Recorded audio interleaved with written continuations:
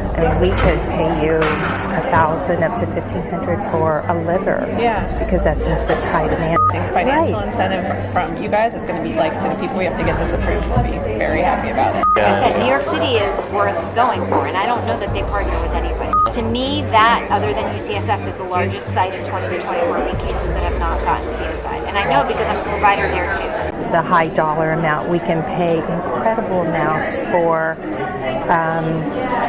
intact specimen. Yeah. So, like, you mean completely intact D&E? Not all. Yeah. But yes, but some. Yeah. I mean, that's just like a case-by-case basis. Exactly. We just do whatever's safest and best. For Right, the most part. right, Yeah, of course. Yeah, so if we can do an intact D&E, it's usually less traumatic for the patient. But Right, yeah, I don't know if, I think amongst our providers to like encourage more intacts for this purpose, I think would be challenging. But we certainly do intact D&Es. So. You do? Yeah. Okay. You mean completely intact D&E? We certainly do intact D&Es. So. You do? Yeah. Okay.